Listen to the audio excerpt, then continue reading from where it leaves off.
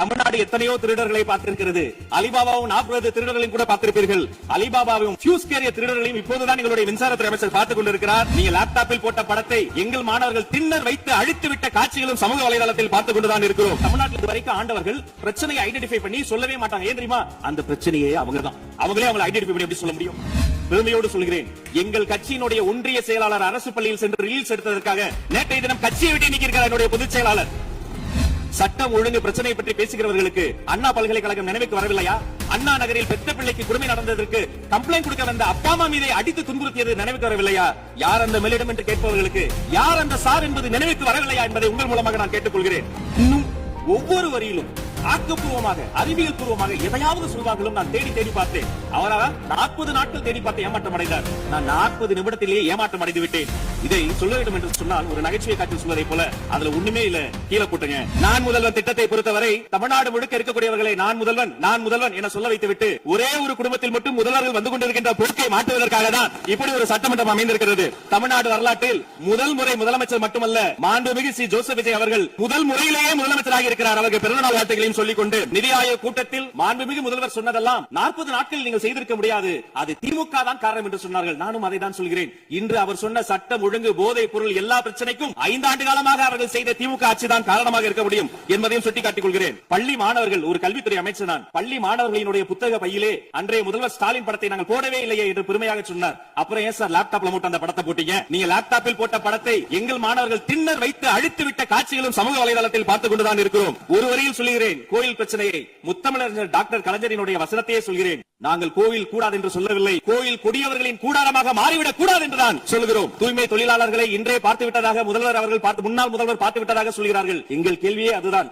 10 நாட்கள் ஒரு வாய் சாப்பிடாமல் உண்ணானும் இருந்த போது நானும் எனது சகோதரர்கள் அண்ணன் ஆனந்தும் ஆதவம் போய் பார்த்தோமே. இன்று தூய்மை தேவதைகளை பார்க்கிற திரு ஸ்டாலின் அவர்கள் அன்னைக்கு ஏன் சார் பார்க்கல? ரிப்பன் மாளிகைக்கு அட்ரஸ் தெரியலையா? எப்படி போக வேண்டும் என்ற பாதை தெரியவில்லையா? தமிழ்நாடு எத்தனையோ திருடர்களை பார்த்திருக்கிறது. அலிபாபாவும் 40 திருடர்களையும் கூட பார்த்திருப்பீர்கள். அலிபாபாவும் ஃபியூஸ் கேரிய திருடர்களையும் இப்போதுதான் எங்களுடைய மின்சாரத்துறை அமைச்சர் பார்த்துக் கொண்டிருக்கிறார். அதை குறித்த நடவடிக்கை எடுக்கப்பட்டுக் கொண்டிருக்கிறது. அவர்கள் மின்வெட்டை குறித்து சொன்னதற்கு மாண்புமிகு புரட்சித் தலைவி அம்மா அவர்கள் இதே மாமன்றத்தில் சொன்ன ஒரு வரியை சுட்டிக்காட்ட ஆசைப்படுகிறேன். இந்த மாமன்றத்திலே தமிழ்நாட்டிற்கு மின்சார தடையை அறிமுகம் செய்த திமுக எதற்கு மின்சார தடையை பற்றி பேசுகிறது என்று அவர் கேட்டார். கலைஞர் வண்ண தொலைக்காட்சி கொடுத்தார்கள், அந்த நாட்களை பார்க்க முடியாது. கலைஞர் வண்ண தொலைக்காட்சி கரண்ட் இல்லாம கரப்பு இல்லையா, பிளாக் அண்ட் ஒயிட்டாவே போன அந்த காலங்களை எல்லாம் மறந்துவிட்டு ஆதாரம் இல்லாமல் உண்மைக்கு புறமான செய்திகளை மாமன்றத்தில் அவர்கள் சொல்வதை இதோடு நிறுத்திக் கொள்ள வேண்டும். நேரலையை குறித்து கேட்டார்கள். எனக்கு ஆச்சரியமாக இருக்கிறது. 3 ஆண்டு காலமாக ஒரு தொழில்நுட்ப கோளாறாக அன்றைய சபாநாயகர் நேரலையை இருட்டடிப்பு செய்து விட்டார். ஆனால் இன்று மாண்புமிகு சபாநாயகர் நேரலையை கொடுத்துக் கொண்டிருக்கிறார். அவருக்கு எங்கள் சார்பாகவும் நன்றியை கூறிக்கொண்டு விவசாயிகளை குறித்து இந்த மாமன்றத்தில் ஒன்று சொல்கிறேன். தமிழ்நாடு வரலாற்றிலேயே விவசாயிகளினுடைய சங்கத்தின் தலைவர்கள் மீது குண்டாஸ் போட்ட ஒரு சர்க்கார் திமுக சர்க்கார். ஆனால் அவர்கள் கண்ணீரை போக்க நாங்கள் போராடி கொண்டிருக்கிறோம்.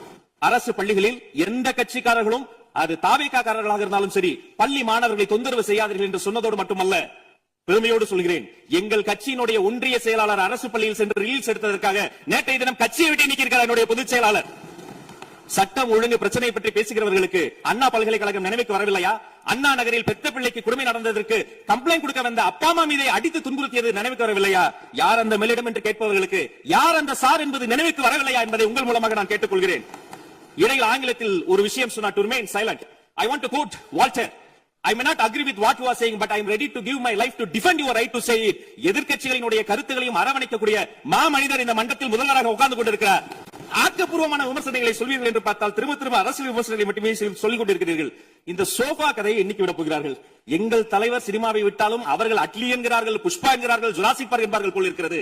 நான் ஒன்று சொல்லிக் கொள்கிறேன், அந்த சோஃபா அவர்கள் வாங்கியது, அவர்களினுடைய வசதி கருத்து வாங்கியது. மதிப்பிற்குரிய அண்ணன்களை எங்கள் சிறுமைப்படுத்தக் கூடாது. ஆனால் ஒன்று உறுதி, எந்த காரணம் கொண்டும் பார்க்க வருகிற கூட்டணி தலைவர்களுக்கு மட்டும் பிளாஸ்டிக் சேர் போட்டதை போல சிறுமைப்படுத்தக்கூடிய கட்சி தமிழக வெற்றி கழகம் இல்லை என்பதை இந்த நேரத்தில் நான் தெரிவித்துக் கொள்கிறேன். சிங்க பெண்களை குறித்து அன்றே விழிவாக தெளிவாக அழகாக நான் கூறிவிட்டேன். சிங்க பெண்கள் இந்த நாட்டினுடைய தமிழ்நாடு அரசினுடைய பொக்கிஷம். அவர்களை குறித்து மீண்டும் மீண்டும் இப்படி சிறுமைப்படுத்தி பேசியதற்காக மாண்புமிகு பேரவைத் தலைவர்கள் அதை கண்டிக்க வேண்டும். சிங்க பெண்களை குறித்து இனி யாராவது தவறாக பேசினால் அதை அனுமதிக்க கூடாது. இப்படி தவறாக பேசியதற்காக அவர்கள் மன்னிப்பு கேட்க வேண்டும் என்று தமிழக வெற்றி கழகத்தினுடைய அரசு சார்பில் கேட்டுக்கொள்கிறேன். வாக்குறுதிகளை பற்றி எல்லாம் பேசினார்கள். பொதுவாக வாக்குறுதிகள் சர்வதேச அளவில் பொலிட்டிக்கல் பினாமினல் எப்படி உருவாகிறது? ஒரு பிரச்சனை, அந்த பிரச்சனைக்கான ஒரு சொல்யூஷன்ஸ், அதை எந்த பொலிட்டிக்கல் இன்டர்ஃபரன்ஸ் இல்லாமல் செயல்படுத்தக்கூடிய ஒரு செயல்முறை, பின்பு வரக்கூடிய அந்த வெற்றியை ரோடு போடுவோம் என்று சொல்லி ரோடு போட்டதை காண்பித்து எக்ஸிபிட் செய்து அவர்கள் முன்னோக்கி செல்வார்கள்.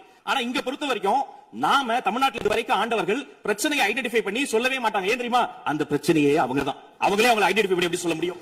சரி, அதுக்கு பாசிபிள் சொல்யூஷன் சொல்லி பொலிட்டிக்கல் இன்டர்ஃபரன்ஸ் இல்லாம அதை செயல்படுத்த முடியுமா?